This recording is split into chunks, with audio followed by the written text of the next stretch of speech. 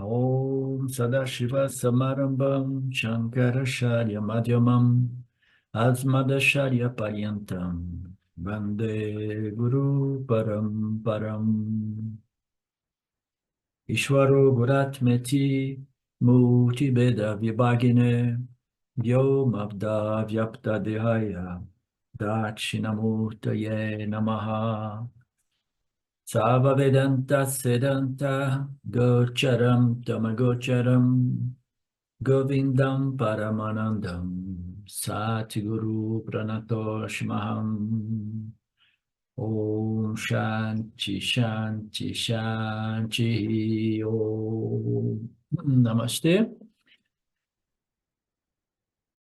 Então, vamos iniciar o verso número 1 desse arquivo, né? Versos 1 a 4 do capítulo 9. Olha, a gente está avançando, estamos já no capítulo 9, na metade do Gita, né? São 18 capítulos, né? Quando a gente chegar no final, aí a gente começa tudo de novo.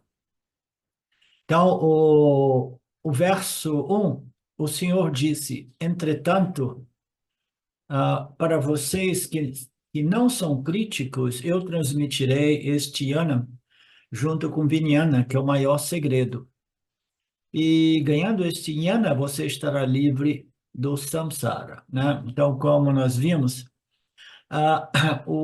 neste capítulo 9, mais uma vez, né, eu acho que no capítulo 8, até mesmo, ele reintroduziu o conceito de jnana e vijnana, né? Ele apresentou o jnana como um conhecimento que pode ser visto como um conhecimento a respeito de Brahman, né? Mas que permanece ainda um conhecimento indireto, né?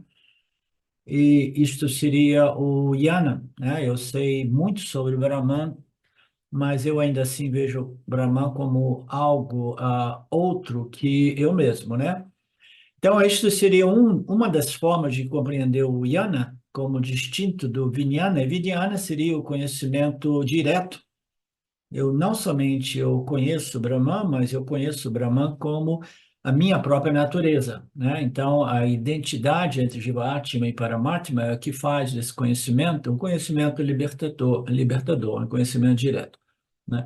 Então, este conhecimento direto, que neste conceito, né, do Jnana e Vijnana, o Swami apresentou do ângulo do Jnana seria o conhecimento de Saguna Ishvara, e Vijnana seria o conhecimento da natureza de Nirguna Ishvara, né?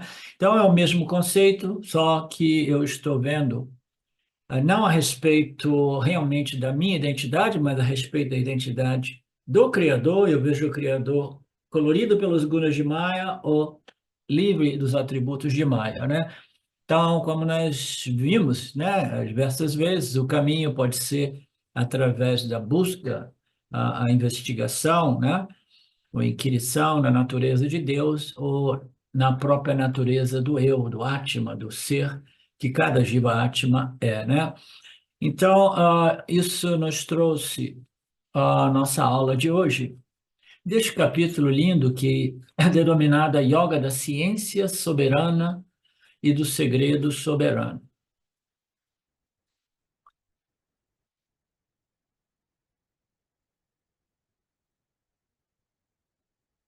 Ok.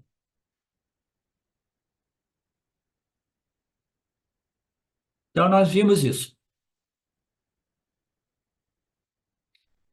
E isso no primeiro verso deste capítulo, Krishna diz: entretanto, para vocês que não são críticos, eu irei transmitir este yana, e não somente o yana, que dentro desse contexto é a natureza de Saguna Brahman, mas como também o Vijnana, que é a natureza de Nirguna Brahman, né? E se a gente quiser desdobrar isso em dois níveis, que eu possa até mesmo compreender a natureza Nirguna Brahman, mas ainda assim permanecer em dualidade. De fato, a dualidade só colapsa quando este conhecimento a respeito de Brahman é o conhecimento de Brahman como Brahman. Não é assim, Marinéia?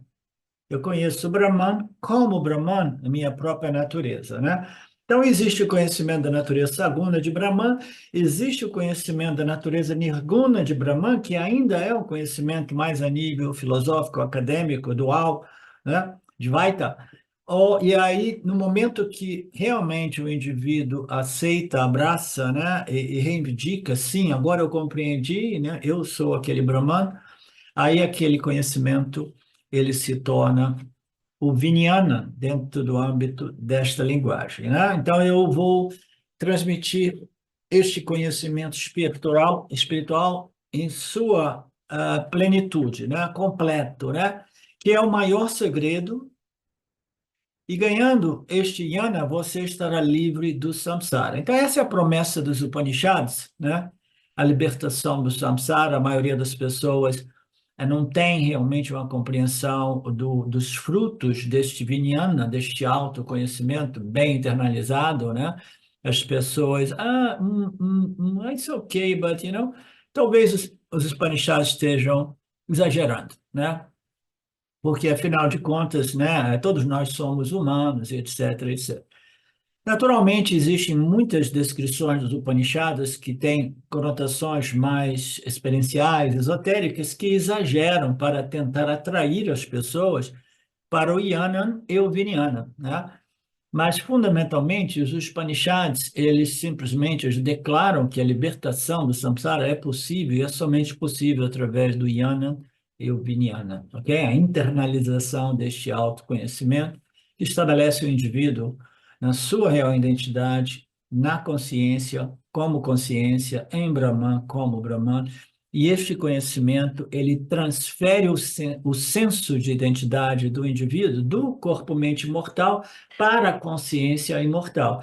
Estando bem estabelecido firmemente e claramente na sua real natureza, além da temporalidade, da mortalidade, o indivíduo finalmente relaxa, ainda associado a este corpo mortal. É muito simples tudo, mas ainda assim é difícil encontrar uma pessoa que realmente reivindique esta, estas declarações, essas sugestões, esses ensinamentos, né, a respeito da real identidade livre do samsara e reivindique sua real identidade, né? A dificuldade que nós temos de reivindicar é devido a esta ignorância profundamente arraigada, que é o aham corpo asmi, né? Como eu costumo dizer. Ela leva um pouquinho de tempo, mas ela também passa, ela também acaba. Esta ignorância, ela será vencida sempre por todos aqueles dedicados à remoção desta ignorância cósmica, né? Então, nós vimos isso na última aula, e quando você ganha o conhecimento de Saguna, você está no campo ainda da divisão, do Dvaita, né? Você está no Yana. Quando você tiver Saguna, Ishwara, Yana, certamente você verá as diferenças, né, entre Ishwara e você, né? Portanto, sempre Saguna Ishwarayana estará sobre as diferenças, o Dvaita, né? Eu e Saguna, né? Os meus atributos e os atributos de Deus, né? Amor total, isso e aquilo, conhecimento total. Deus é diferente, eu sou um mortal, né? Miserável, Deus é a perfeição, é a limitação, então todas essas coisas, né?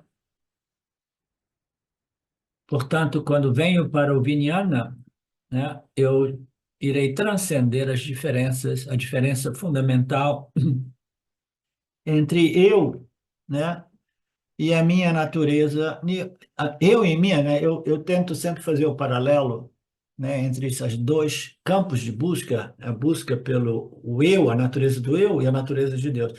Quando eu simplesmente compreendo a minha natureza nirguna, qual é a natureza nirguna de cada um de nós? Aquilo que não está condicionado pelos atributos, pelos gunas, pelas energias de Maya.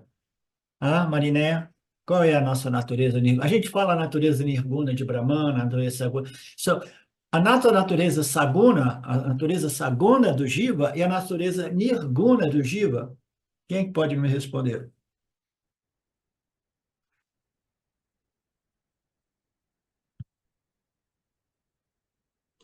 A Nirguna é o Atma, né, professor?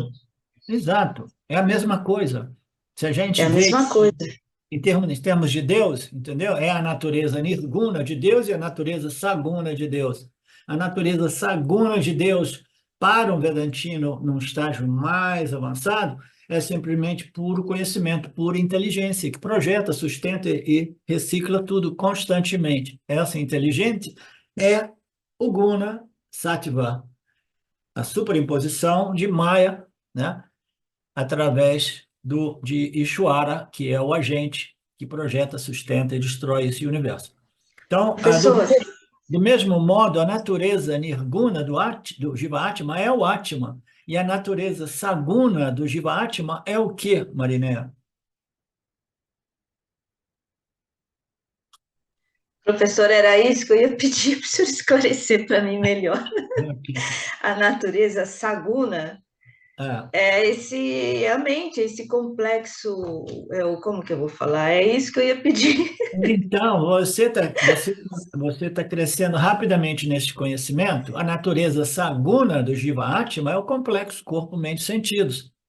O complexo corpo, mente, sentidos é uma configuração de quê? Dos atributos de Maya. Cada um de nós somos uma composição de atributos, os mais distintos colocados de numa mesma alma individual, no mesmo corpo-mente, que faz de nós, né, corpo-mentes únicos. Ninguém pode ser igual a você, porque o seu coquetel, né, de atributos é único para o seu complexo corpo-mente. Então, a nossa natureza saguna é o complexo corpo-mente que é constituído pelos atributos específicos derivados, né, de leis, entre elas a mais importante, a lei do karma, né? Então, a nossa natureza nirguna é o Atma, a nossa natureza saguna é o corpo-mente, tá? Então, essas são. Então, este Vijnana é o conhecimento não somente da natureza nirguna de Brahman, mas a minha natureza nirguna, porque no final a gente tem que estabelecer a identidade entre Jiva Atma e Paramatma. Deixa eu desligar meu telefone.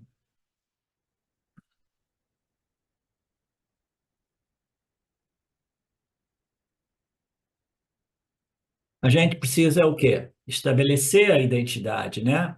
Entre Jivatma e Paramatma, né?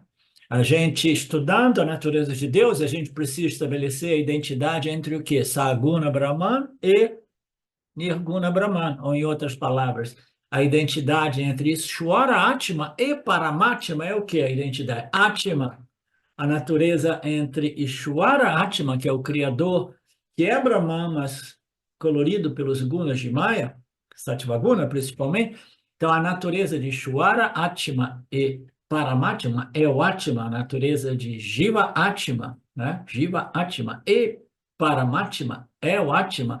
A natureza minha, Saguna Jiva, é idêntica à minha natureza Nirguna Jiva, que é o Atma do Jiva Atma, tá? Não sei se estou fazendo confusão, mas fundamentalmente o conceito é simples e você já compreendeu, tá, Mariné?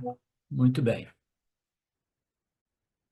Portanto, ele diz: Eu vou te ensinar claramente, Krishna. Krishna está muito confiante em sua capacidade de ensinar. Ele diz que ele irá ensinar bem e não se preocupe, porque Krishna é um grande guru, como nós sabemos. E qual é a glória deste ensinamento? Aí o Swami faz uma piadinha. Naturalmente, a gente tem que fazer publicidade, né? Porque senão as pessoas não serão atraídas pelos ensinamentos dos Upanishads. A gente tem que dizer, tem a glória, a única libertação, isso e aquilo. É, de fato, a única forma de se libertar da problemática humana, né? Compreender a sua natureza não humana, sua natureza absoluta, né? Mas aqui ele faz a piadinha, a glória deste ensinamento que é apresentado nesses versos agora, né? O segredo dos segredos, a glória, né?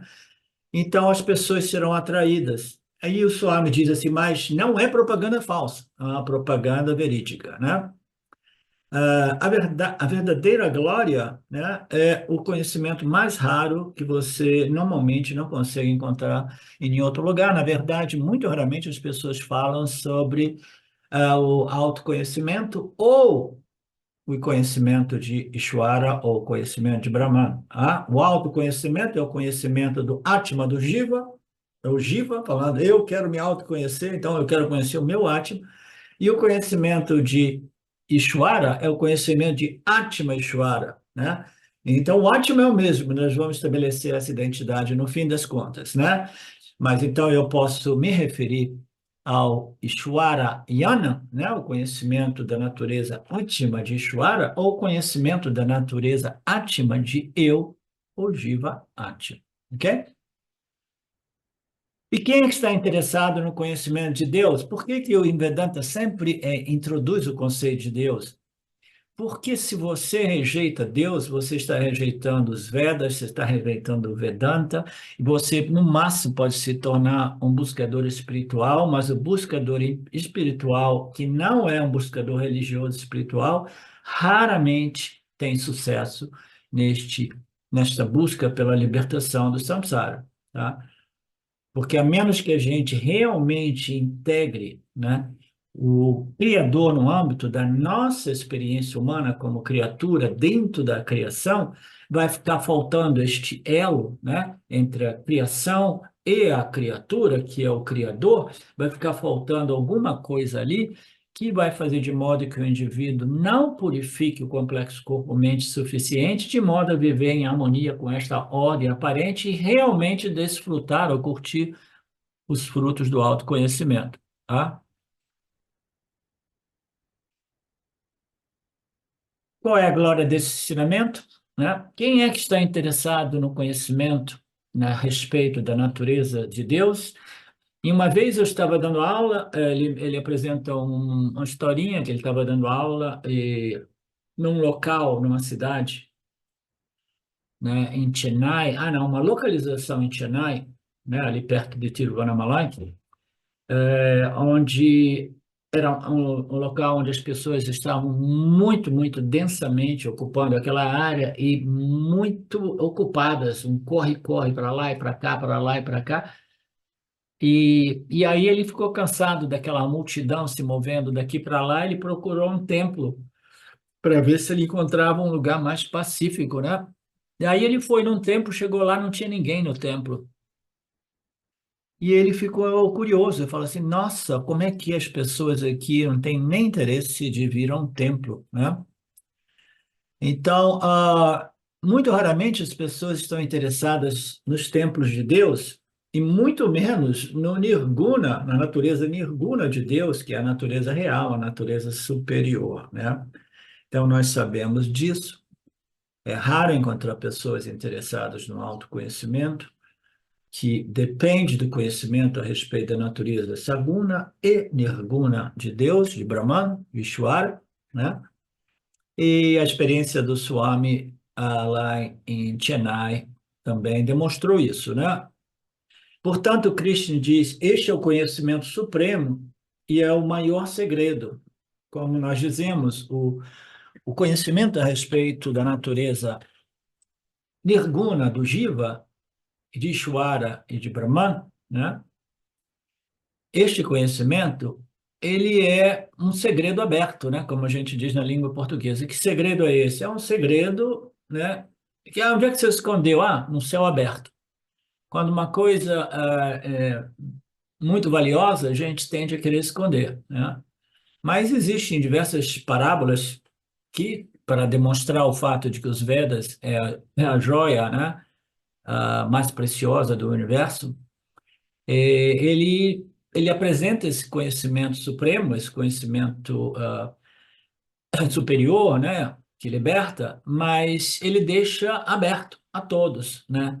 Por que que ele deixa aberto a todos? É porque os Vedas sabem que não precisa de ocultismo, não precisa de sociedades secretas. Esse conhecimento, ele não será visto, reconhecido, valorizado pelas pessoas em geral. Então, imagina se você ainda faz isso, um conhecimento oculto, entendeu? Deixa ele aberto para todos, e não somente isso, aqueles que expõem esses conhecimentos, que é o maior segredo, que é o maior conhecimento, né? Como é que é a expressão usada aqui? Conhecimento superior, conhecimento supremo. hum, O verso diz: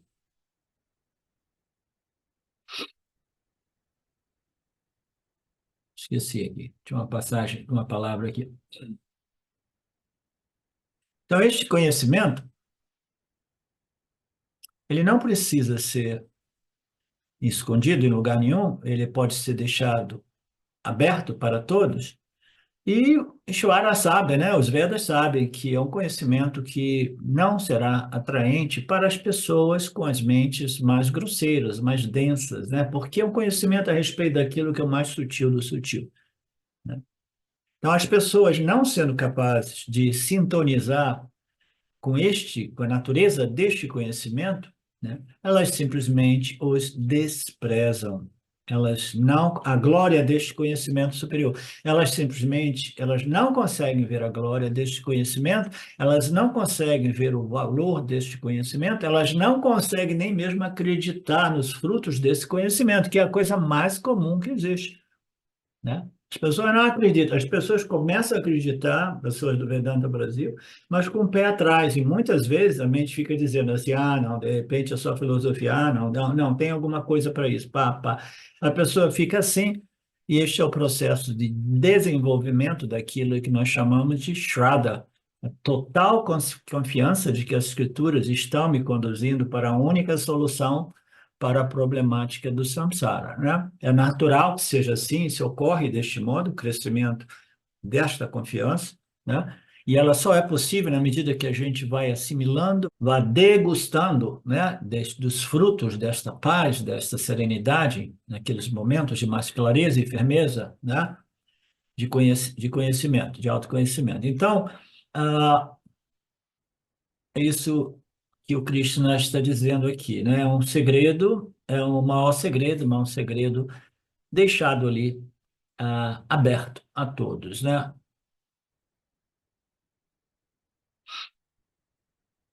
E quando eles se interessam por Deus, eles se interessam por Saguna Deus. Nirguna Deus, né?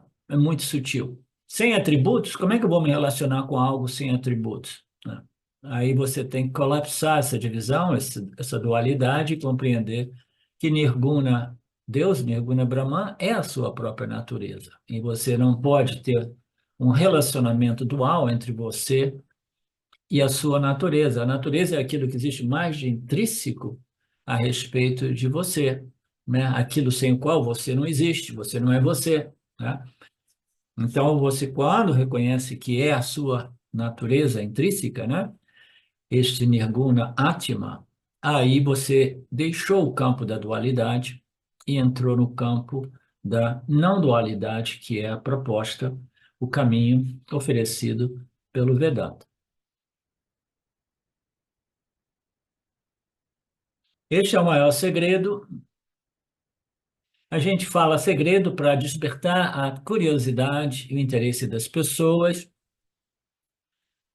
Mas esse não é um segredo, e não somente aqui o Swami nos recorda o fato de que não somente é um segredo, mas é um ensinamento mais valioso que existe, né?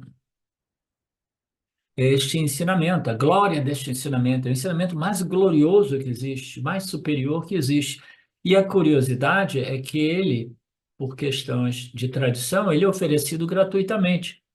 Aí as pessoas pensam, putz, nada de graça tem valor, né? Tudo que tem valor tem que ser cobrado, né?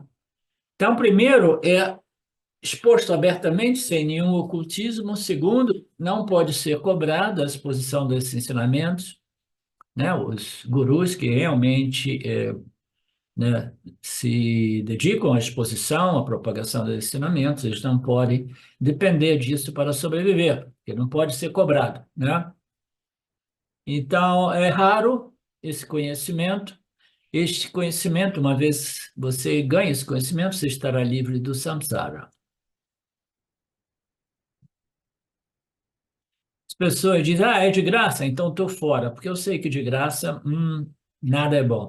Isso não é não apenas estudar por estudar, você obtém muitos benefícios práticos da sabedoria. Este conhecimento, este autoconhecimento, só tem valor se ele tiver apresentar benefícios práticos, tá? Os frutos do Vedanta, do autoconhecimento, é aquilo que representa os benefícios práticos da experiência humana, né? Porque depois da morte não existe uma entidade realmente experienciadora, objetivamente falando, ou do ponto de vista, né, bem estruturado, como a dualidade desta ordem, na qual nós temos um corpo físico, né, interagindo com o campo, o intelecto, né, à nossa disposição, etc., etc. Então, deixando a experiência humana enquanto que ancorado a esse corpo físico, tudo o resto não possui realmente um benefício prático, né?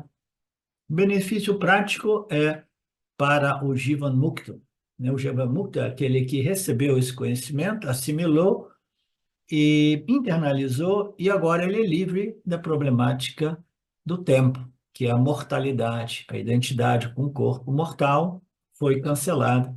E o indivíduo, então, agora ele relaxa, ele vive em paz, em tranquilidade, enquanto que ainda associado a este corpo físico, que supostamente é o último corpo, o último nascimento desta alma individual que, realizando a sua natureza na consciência ilimitada, já não tem desejo pela limitação de um outro corpo físico para experimentar a dualidade, né? Não existe nada de misterioso a respeito disso, é simplesmente como uma criança que, a partir de um determinado ponto, abandona o interesse em alguns joguinhos mais infantis e, tendo obtido uma certa maturidade, ela se interessa por conhecimentos, né? E depois pelo autoconhecimento, e depois pela assimilação e libertação do samsara, né? Então, este conhecimento, este benefício prático, deve seguir o autoconhecimento. Caso contrário, o autoconhecimento ainda se encontra a nível filosófico, acadêmico.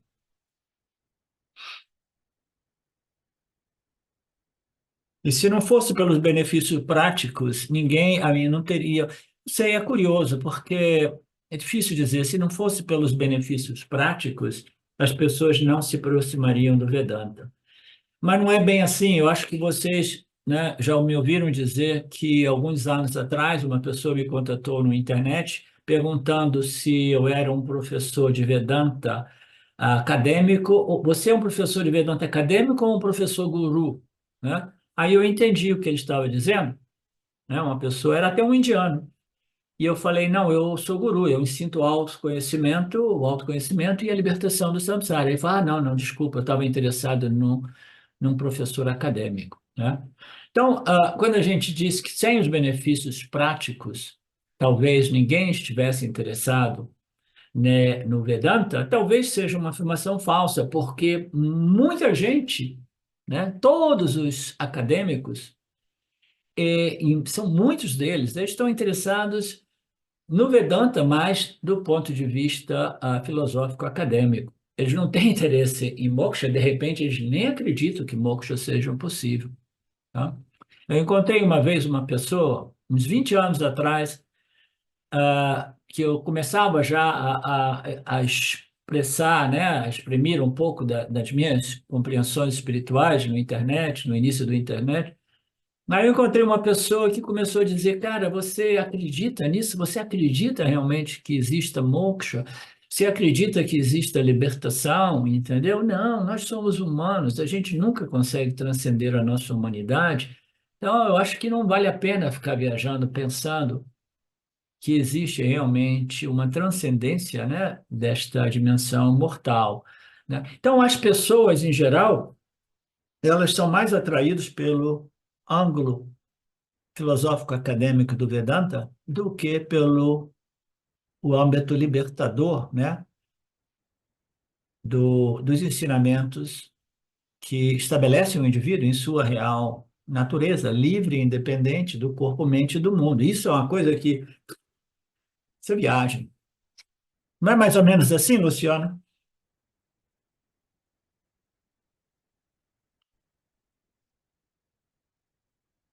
Mas nós estamos aqui, né? Nós estamos aqui no Vedanta Brasil e eu tenho confiança de que muitos de vocês querem realmente os frutos, não acadêmicos, mas os frutos, né, práticos, que é a libertação dessa problemática psicológica humana, né? Esse medo, ansiedade, frustração, desejo, né? Aversão, né?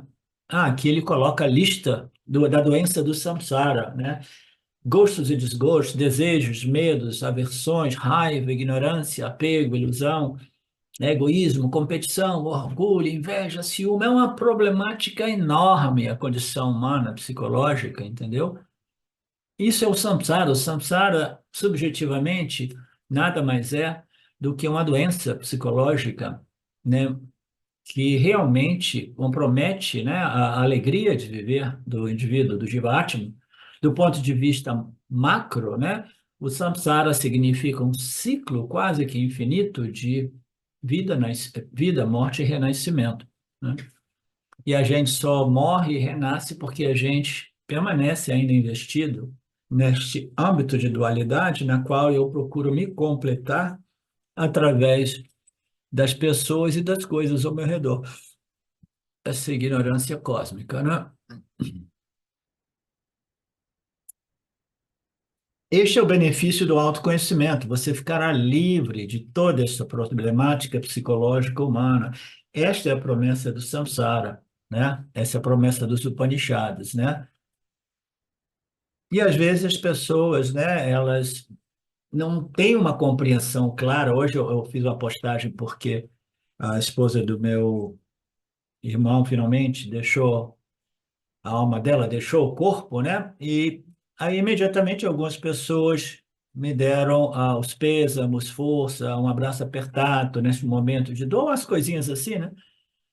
E eu fico às vezes assim, uau, as pessoas de repente não acreditam realmente que o autoconhecimento liberte o professor deste tipo de problemática humana, né? E o que é uma incoerência, porque se o professor não se liberta disso ao ponto de você ter que oferecer simpatias né, e condolências e isso e aquilo, né? Qual é a incoerência? O que eu estou fazendo com o Vedanta, com o professor que ainda precisa de tudo isso, né? Essa é a incoerência que eu tentei expor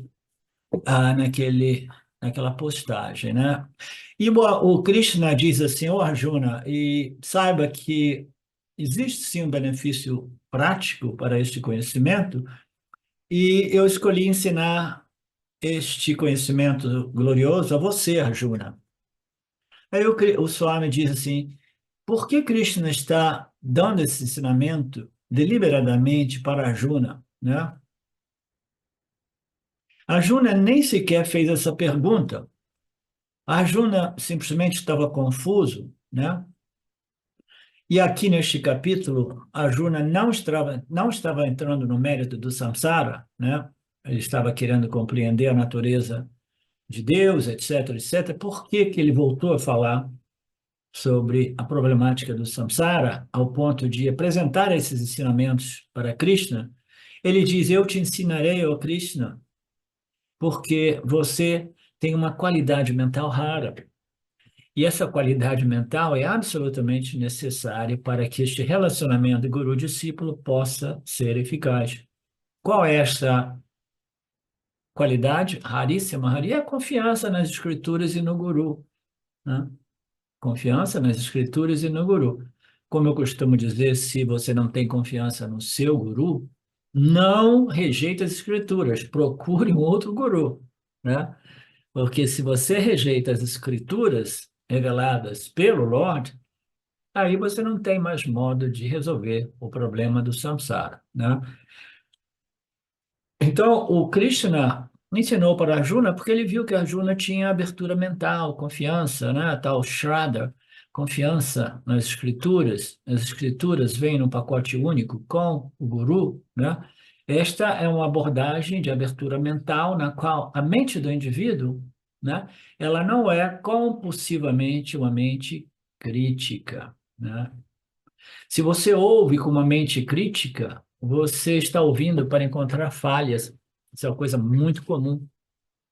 Está sempre buscando falhas. Eu lembrei, quando eu li isso ontem, eu lembrei quando eu estava fazendo a faculdade, fazendo um estágio. Eu consegui um estágio na IBM naquela época.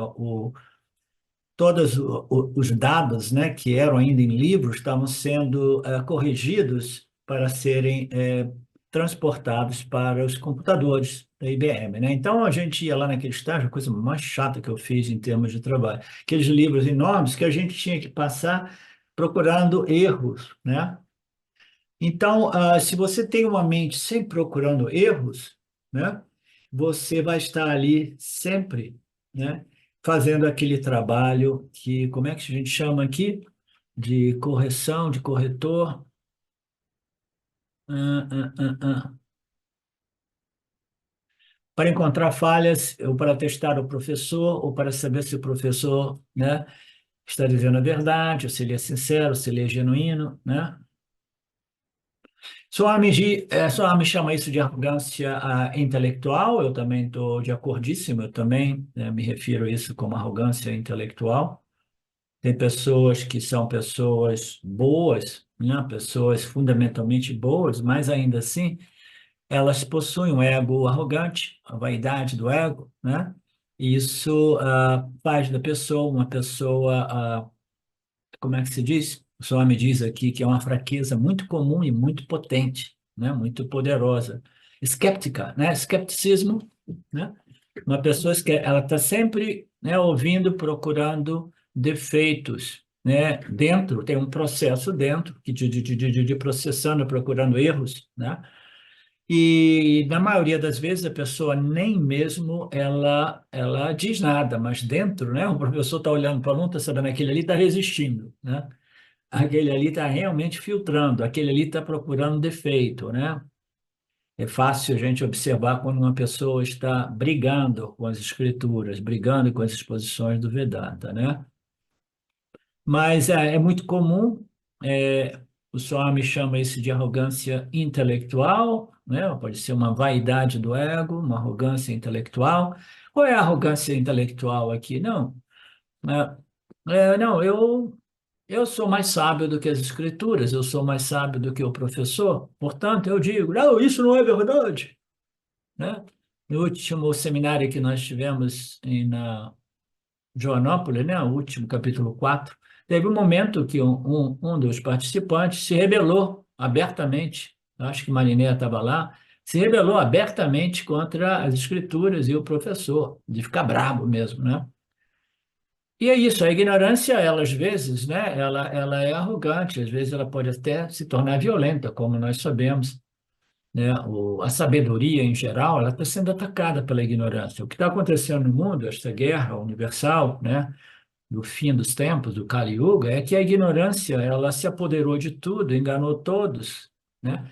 E ela está em luta contra a sabedoria, a verdade, invertendo tudo, né? E não somente dividindo as pessoas, Luciano, de tal modo que as pessoas que sofreram este engano, né, possam perseguir as pessoas que estão tentando abrir os olhos daqueles que sofreram toda mentira ou engano, né? O processo de doutrinamento de lavagem cerebral, né?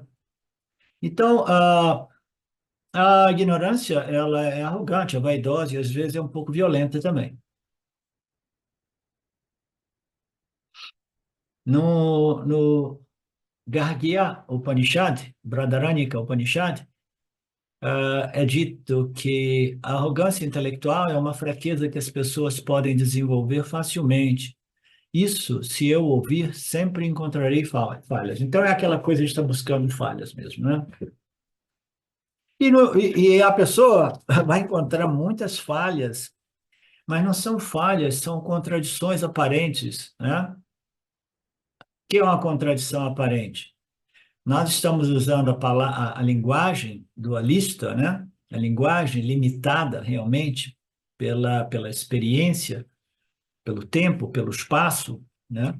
E essa linguagem está ali tentando revelar aquilo que é infinito e ilimitado, né? Então, diversas vezes aparecem contradições que precisam ser resolvidas, e somente o professor competente, né, expõe os textos, aí o indivíduo fala assim, ó, mas tem contradição, tem incoerência, porque antes o Vedanta estava dizendo isso, agora está dizendo aquilo. Aí o professor, antes mesmo de que o aluno desenvolva essas, né, essas reações, né, conflitantes, o professor tem que já trazer as questões e resolver aquelas contradições, né, colocando-a dentro do contexto daquilo que estava sendo revelado, explicando né, que nós estamos lidando com duas ordens dentro de uma ordem única, que é Satya e Mithya, e não somente isso, em Mithya existem diversas subordens. Em cada uma dessas divisões de ordens, algumas coisas podem ser ditas que não são contraditórias naquela subordem ou naquela ordem, mas se tornam contraditórias numa outra ordem, como um indivíduo experimentando o mundo do sonho e um indivíduo experimentando o mundo da vigília, né? Então, o indivíduo que não tem essa fraqueza de buscar sempre falha nas escrituras é raro. Portanto, Krishna decidiu ensinar para Arjuna: tenha a mente aberta e sempre dê o benefício da dúvida para as escrituras, né, de Ishvara. Para as escrituras e para o professor que você confia. Ah, mas eu não confio em ninguém, professor. Então, tudo bem, você não está pronto para o Vedanta, você tem que encontrar um Babaji desses por aí, né? E ficar lá, naquele ambiente.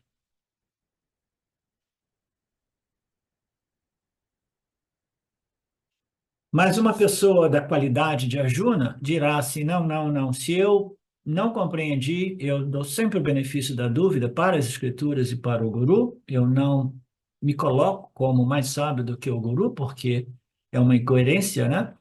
Eu sempre penso que posso não ter entendido exatamente, né? Esse é o benefício da dúvida. Como nós vimos na aula passada, a Betânia falou sobre isso, né? Que não é uma confiança cega, uma fé cega, né? No início, nós dizemos, né, que é uma fé, né, na expectativa, né, dos resultados da minha investigação. Pending the results of my investigation, né? Então, eu coloco fé. Por que que eu vou colocar fé nas escrituras e no guru do Vedanta, que oferece tudo isso, né, gratuitamente, né? Por quê? Porque eu já tentei tantas coisas, já tentei pessoas, coisas, circunstâncias, estados mentais, meditação, isso e aquilo, nada realmente resolveu esta dor humana, esta problemática humana, né? Então, eu decidi que eu vou dar uma chance. Para início de conversa, a pessoa só se sente atraída um pouco pelo Vedanta se ela já tem aquela maturidade inicial que lhe permite compreender que eu tenho que tentar isso, porque nada mais está funcionando, né? Aí o indivíduo começa a experimentar isso, né, com esta atitude: eu vou colocar a minha fé, né, na expectativa do resultado da minha investigação, né? É um benefício, mesmo que eu tenha algumas dúvidas, as dúvidas eu atribuo à minha capacidade ainda de compreender essas revelações, né? Portanto, eu não vou simplesmente desqualificar as escrituras, mas o professor, né? Se bem que alguns professores não são qualificados realmente, né? Muitos, todos, em geral, os babagis por aí não têm nenhuma qualificação para ensinar o autoconhecimento.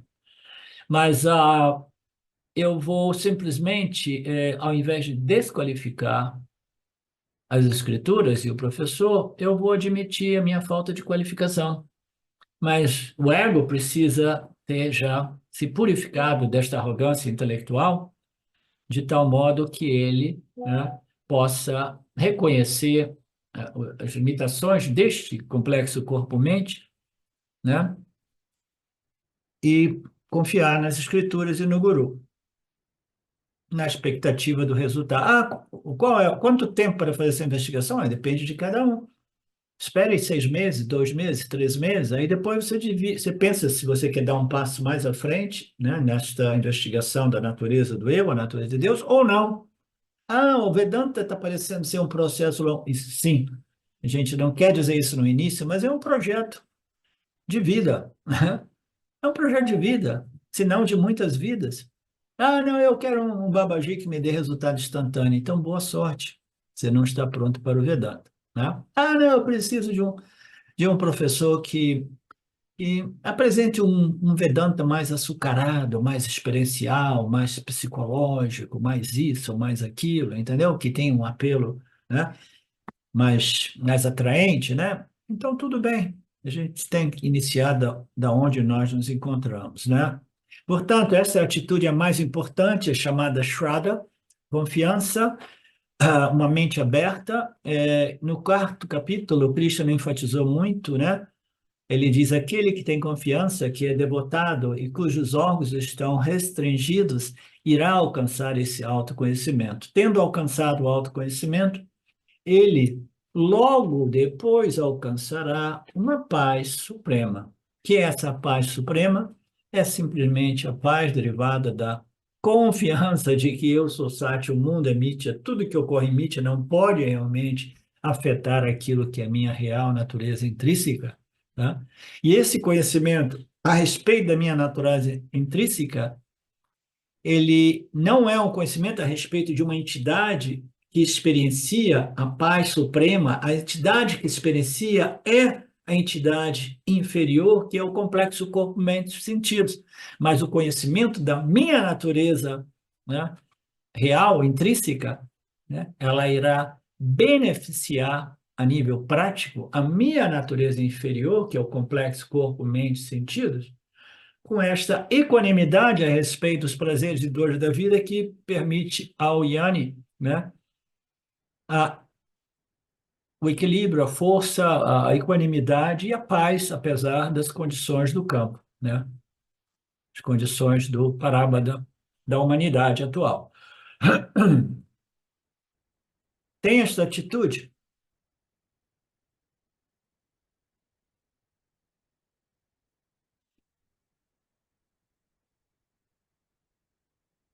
Então, o Swami elabora um pouco mais sobre esta arrogância espiritual, aquele que está sempre procurando falha nos outros, né? E nas escrituras e no guru, né? Você já notou que quase todo ser humano gosta de encontrar, não todos, né? Tem outros que são mais para o outro lado, encontrar falha nos outros, porque isso eleva o nosso ego, ver os defeitos e falhas nos outros. Mas quando a gente muda de canal e diz assim, não, agora eu vou procurar ver só as virtudes, né? E a sabedoria dos outros, né? Aí esse é um exercício difícil no início, né? Porque o ego, ele tem esse mecanismo de comparação, e ele pode começar a se sentir, né, menos ou inferior àqueles indivíduos, né, que aparentemente são mais sábios e mais puros, mais refinados, etc, etc. Mas o processo de elevação espiritual envolve isso, associação com aqueles que são mais sábios do que eu. Ah, não, eu gosto só de olhar para baixo e me associar com aqueles menos sábios do que eu, porque aí eu vou ser o grande sábio, né? Mas não, a gente se associa com aqueles mais sábios porque nós queremos, né, simplesmente nos elevar como complexo corpo, mente, sentido, né? Mesmo que isso no início possa doer o ego um pouquinho, né?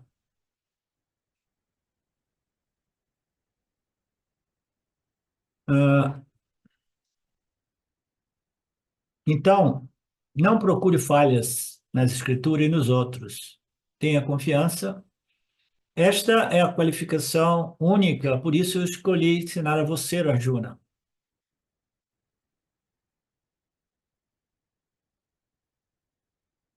Tem uma nota aqui. Esta atitude negativa consiste em menosprezar os méritos dos homens mais sábios do que eu, criticar as virtudes das pessoas mais virtuosas do que eu, insultar atribuindo-lhe falsas culpas. Isso é a coisa mais comum, mas isso não, eu que não existe no mapa espiritual, né? Eu tenho um círculo de estudantes minúsculo, ainda assim eu tenho pessoas que de vez em quando se exaltam um pouco, me agridem, né? Se tornam realmente ofensivos comigo, né? Eu não falo sobre isso com vocês, mas rola, né? As pessoas ficam bravas e aí começam a dizer poucas e boas para o professor insultando. né? Portanto, estejamos livres, né, desta tendência crítica, né, que nos compelem até mesmo a insultar, atribuindo falsas culpas para as pessoas que às vezes estão bem intencionadas a nos ajudar. Este é o maior conhecimento, o maior segredo, o mais sagrado dos conhecimentos. Ele é diretamente alcançável, sem oposição ao Dharma, muito fácil de buscar e imperecível. Então, ele é muito fácil em relação ao quê? O outro caminho direto. Este é o maior conhecimento diretamente alcançável. Diretamente significa o quê?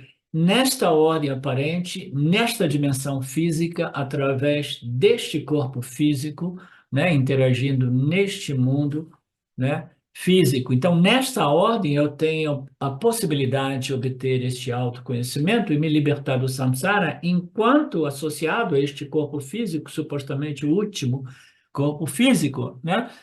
E qual seria o método indireto, que seria fazer muito yoga, desenvolver poderes, né, siddhis, e depois conseguir viajar até Brahmaloka e lá obter o autoconhecimento diretamente de Brahmaji, e aí eu seria o Krama Mukta, né?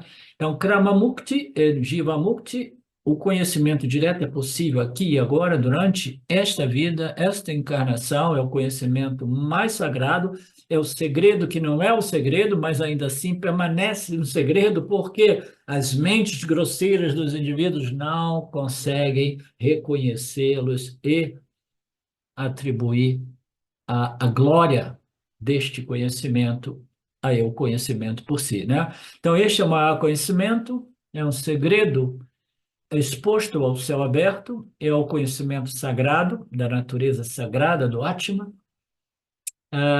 Ele é alcançado diretamente e ele somente é alcançado se o indivíduo viver em harmonia com o Dharma do Criador desta ordem aparente. Este conhecimento é muito fácil e é o único que produz resultados permanentes, imperecíveis. Ele é muito fácil em relação ao Krama Mukti. Swami Paramarthananda e Krishna Guru explicam que Krama Mukti é muito mais difícil.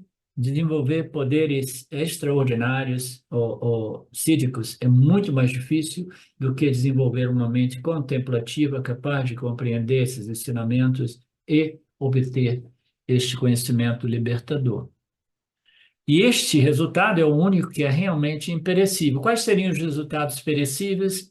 Você simplesmente desenvolve determinadas capacidades psíquicas, né, que já te permitem, né, vibrações superiores, vivendo em locas, né, enquanto encarnado, né, em ordens nas quais estados mentais, punhas espirituais são experimentados, aí depois o indivíduo deixa o corpo, vai numa loca celestial, mas tudo aquilo é perecível, porque uma vez aquele punha seja esgotado, o indivíduo precisa retornar para esta ordem física material aparente, mais uma vez, para dar continuidade a este processo. Krishna continua no verso 2, com a glória deste autoconhecimento. Este é o tópico que continua aqui também. Ishwarayana é o conhecimento real, é o maior conhecimento entre todas as práticas ou sadhanas de conhecimento. A prática do Jnana Yoga é a prática mais superior que existe. As pessoas pensam que seja mero exercício intelectual, mera filosofia, mas não existe nada que processe e produza crescimento espiritual mais do que o Jnana. O Jnana a respeito da natureza de Deus, o Jnana a respeito da natureza do Atman. Tá? Então a gente faz uma pausa, Marcelo, a gente volta daqui a 10, ok? Om Purnamada Purnamidam Purnamudachyate Purnasya Purnamadaya Purnameva Vashishyate Om Shanti Shanti Shanti Om Namastê. Olá, Queria trazer aqui para vocês o quanto eu tenho me beneficiado dos ensinamentos do Vedanta. Esses ensinamentos do Vedanta, eles mudaram a minha vida, o meu estilo de vida, né? A partir de uma compreensão sobre Jagata, o mundo, sobre essa pura inteligência, Ishvara, sobre o Jiva, né? A mente, o funcionamento, sobre a aplicação do Karma Yoga diariamente na vida, o quanto isso beneficia a purificação da mente, né? Para poder daí acessar aquilo que é mais valioso.